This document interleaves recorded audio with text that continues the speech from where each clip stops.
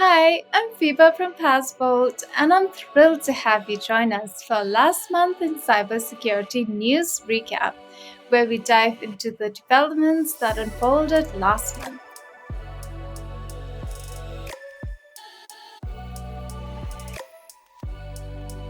Let's start with the UK's online safety bill.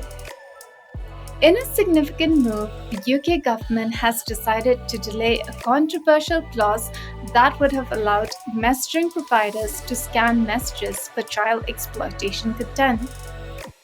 This decision has concerns raised by tech giants like WhatsApp and Signal, who cited privacy issues and the need for more accurate scanning technology. The government has stated that Ofcom won't use these powers until they are technically feasible, a process that could take years. Next up, a critical vulnerability on GitHub raised eyebrows in the cybersecurity world. Over 4,000 repositories were exposed to repojacking attacks across languages like Go, PHP, Swift, and GitHub Actions. GitHub has swiftly addressed this issue, but it highlights the risks associated with the popular repository namespace retirement mechanism, which GitHub uses to prevent repository name conflicts.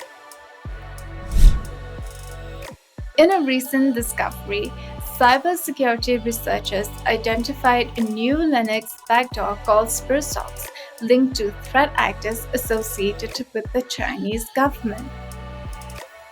SprySOCKS originated from the Windows backdoor trick list but was adapted for Linux.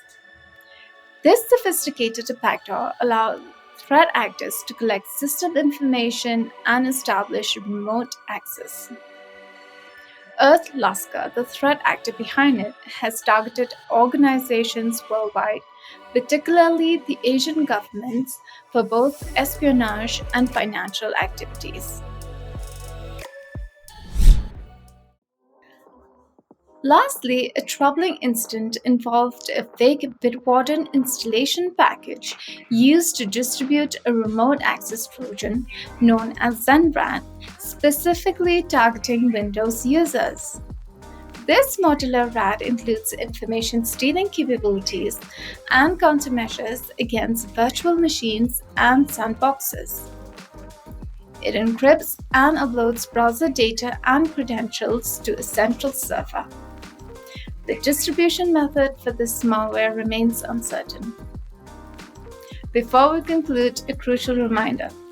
Always download Passbolt content from our official website, that is www.passbolt.com, and stay vigilant to ensure your online safety. And that brings us to the end of this segment. Be sure to tune in for the next month's video, where we'll continue to keep you informed about the latest developments. Don't hesitate to share any interesting articles you come across in the Passbolt community forum. Thank you for joining us. Until next time.